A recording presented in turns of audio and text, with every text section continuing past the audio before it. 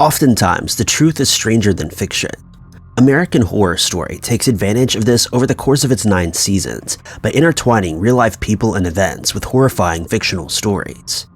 This makes for great TV, but many people may not know where its macabre inspiration comes from. These are 5 true crimes and stories related to American Horror Story.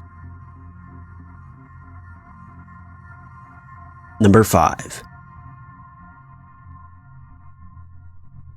The Cecil Hotel opened in Los Angeles in 1927. With its morbid history, it's no surprise that it was used as an inspiration for the 5th season of American Horror Story. In the fictional series, the Countess, played by Lady Gaga, oversees the Hotel Cortez, which is plagued by murder and entertains a guest list full of serial killers. In episode 4, titled On Devil's Night, a handful of serial killers make their debut on the show. Richard Ramirez makes an appearance, and true to his nature, bodies start piling up at Hotel Cortez. It's rumored that in the 1980s, Ramirez actually did stay at the Cecil Hotel in Los Angeles during his crime spree. At the time, it was inexpensive, and its location in a less than desirable part of the city made finding victims an easy task. Jack Unterweger, an American journalist investigating the murders of prostitutes in the LA area, also checked into the Cecil. He went on to use his status as a reporter to tour the city with the LAPD to stake out areas populated by prostitutes to commit his own crimes. It was discovered that he'd begun killing women in Austria and continued in the United States while staying at the hotel. Although the fictional series depicts multiple serial killers checking into the Hotel Cortez, all at the same time to celebrate Devil's Night, it's clear that the Cecil Hotel and its real-life ties to Richard Ramirez and Jack Unterweger were drawn upon for inspiration. Number 4. In Season 2, fans are introduced to the foreboding Briarcliff Manor, a mental institution under Dr. Arden's control. He took it upon himself to use the patients to conduct experiments that he felt would better mankind, from shock therapy to lobotomies and experiments.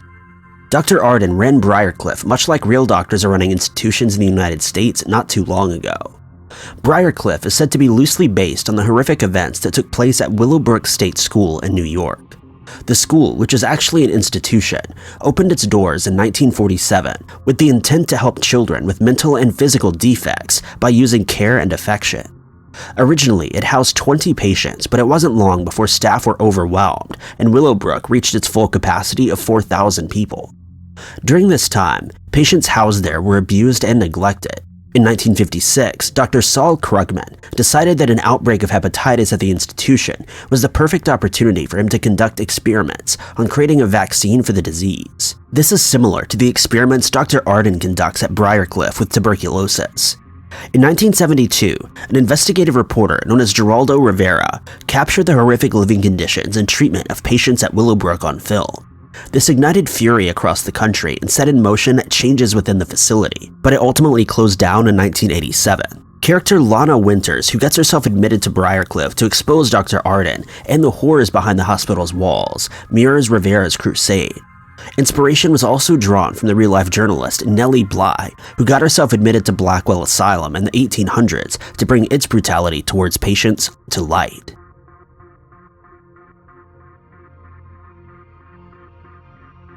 Season 6 of the series, Roanoke, introduces us to 2 nurses, Miranda and Bridget Jane, who left their home in Rochester, New York to move in with the Millers in North Carolina.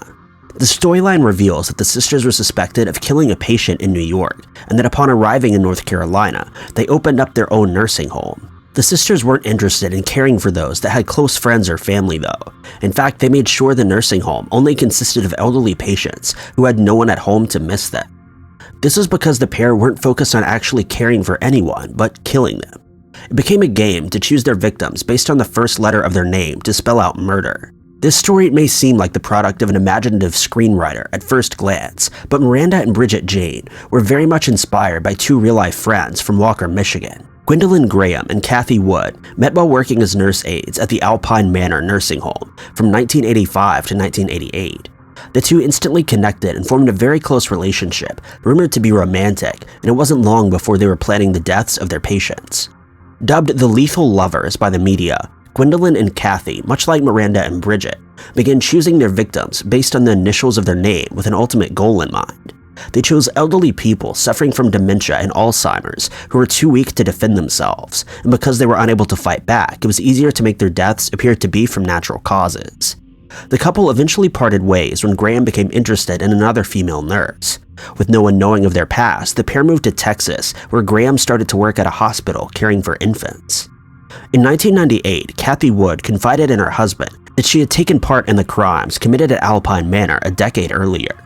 He in turn alerted authorities who launched an investigation.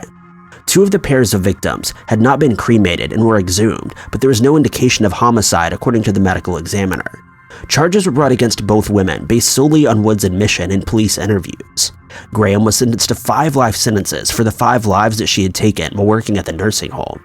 Her girlfriend at the time testified that she had admitted to her during the relationship that she was guilty. Wood received 40 years after being convicted of second-degree murder and conspiracy to commit murder. She was released on January 16, 2020, and although many experts believe she's likely to kill again, she's free and rumored to be starting her life over in South Carolina. Number 2. KITT and Alma Walker are an interesting couple depicted in this series. In episode 1 of Asylum, we learned that the 2 have been keeping their marriage a secret because interracial relationships were not widely accepted by society at the time. They have a seemingly happy marriage until KITT hears that his wife is calling for him from the kitchen. Racing to protect her, he finds that he's too late and she has vanished. Although police believe she's fallen victim to the serial killer Bloodyface, KITT insists that she was abducted by aliens. Throughout the series, he has visions of his wife in the company of extraterrestrial beings. While the existence of otherworldly beings is largely debated, one real-life couple closely resembles KITT and Alma. Barney and Betty Hill of Portsmouth, New Hampshire, were a successful interracial couple who were very active and respected in their community.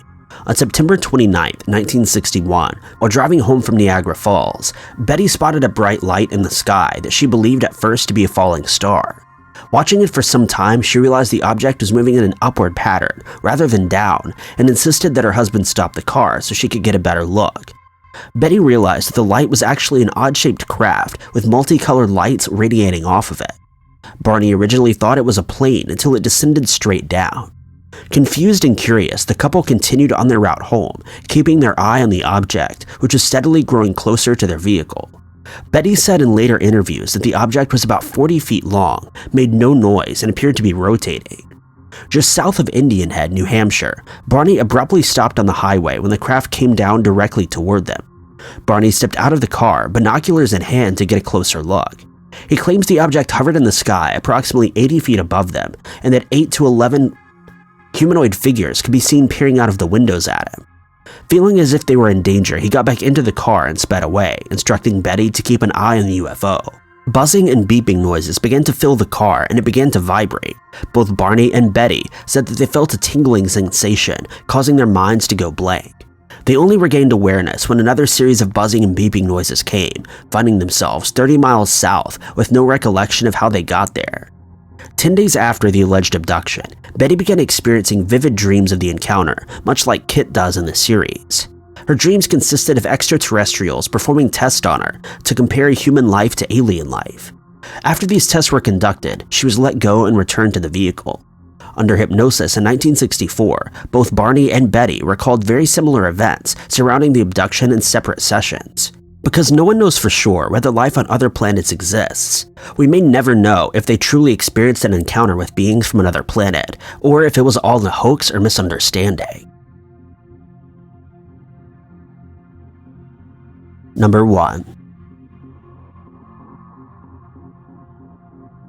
In October of 2013, the series aired its 3rd season, Coven, which explores witchcraft in America over the course of 300 years.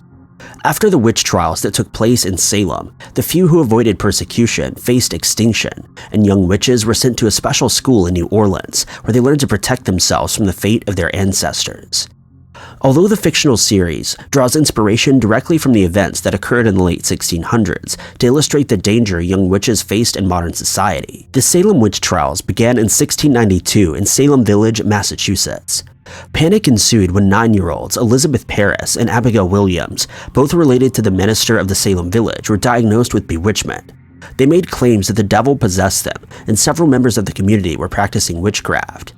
This diagnosis and the accusations led to several other young girls in the village experiencing the same symptoms, which included screaming fits and uncontrollable body movements. The Paris family slave, Tituba, was accused of being one of the women responsible for using witchcraft on Elizabeth and Abigail. A woman named Sarah Good and another named Sarah Osborne were also accused. Tituba was arrested, and at her trial, she implicated others in the community, leading to more arrests and even more people being implicated. This congested the court system and required a special court to hear and rule on the witchcraft cases alone. In the end, 20 people were found guilty of witchcraft. Bridget Bishop was the first to be hung at the gallows on June 2, 1692. 18 more residents of the Salem community followed shortly thereafter. 71-year-old Giles Corey was the only one accused to not die by hanging. He was pressed with heavy stones after not entering a plea of guilty or not guilty by the court. Thank you guys so much for watching. If you like this video, be sure to click that like button. Also, don't forget to subscribe and click that notification bell to keep up to date with all of our future uploads. But I've been Ty Knotts, and I'll catch you guys in the next video.